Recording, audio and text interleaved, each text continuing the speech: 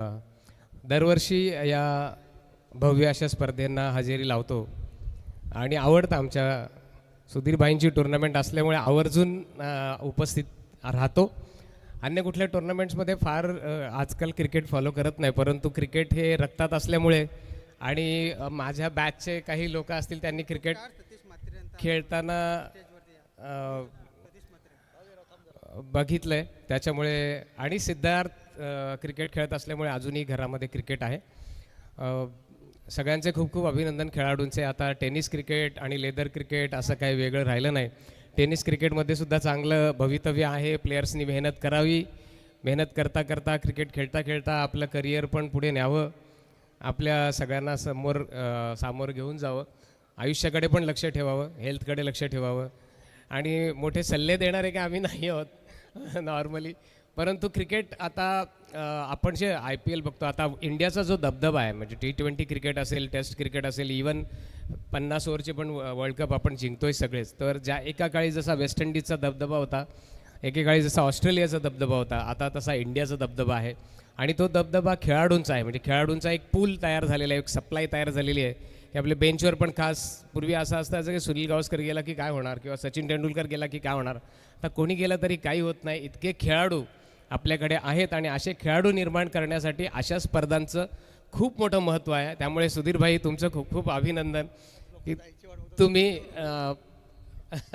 तुम्ही फार मोठं काम करता खेळाडूंसाठी.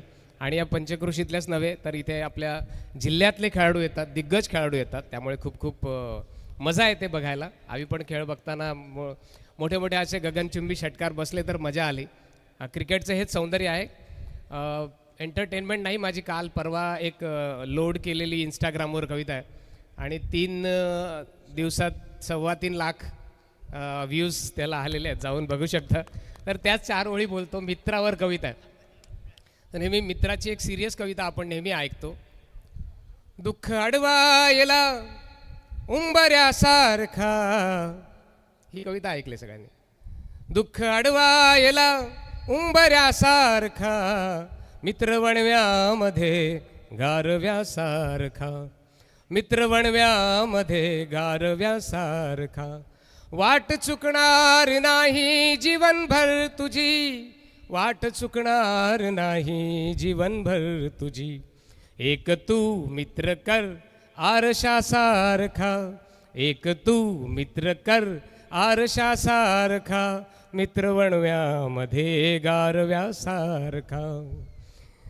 मैत्री चाटते गाय होऊन मना, मैत्री चाटते गाय होऊन मना, जाबी लग तू तिला वासरासारखा, जाबी लग तू तिला वासरासारखा, मित्र वणव्यामध्ये गारव्यासारखा. तर ही कविता अनंत राऊत यांची आहे. अनंत राऊत यांची कविता मी ऐकल्यानंतर मला वाटलं की माझ्या विनोदी शैलीत माझी एखादी कविता यावी, म्हणून एक कविता मैत्रीवरच पण विनोदात, ती जी आता फेमस झालेली आहे ती की जेव्हा विचारत नाही कोण कुत्र, जेव्हा विचारत नाही कोण कुत्र, धावत येतो तो मित्र, जेव्हा विचारत नाही कोण कुत्र, धावत येतो तो मित्र.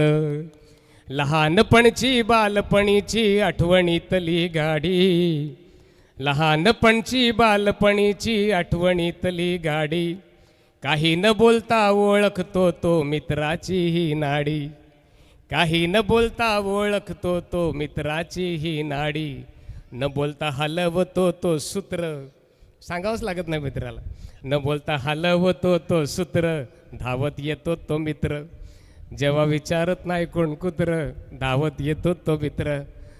धन्यवाद, थँक्यू. सगळ्यांनी खूप खूप ऐकून घेतलं त्याबद्दल. आणि ज्या मित्रासाठी कविता होती त्या आमचे सुधीर भाई, अनेक वर्ष आमची मैत्री आहे आणि अशीच ती परमेश्वर कृपेने कायम राहो. आणि ही स्पर्धेमधून एक खेळाडू असा जाऊ दे मोठा होऊन की जो महाराष्ट्रालाच नव्हे देशाला गवसणी घालेल. Thank you very much. Keep it up. Thank you.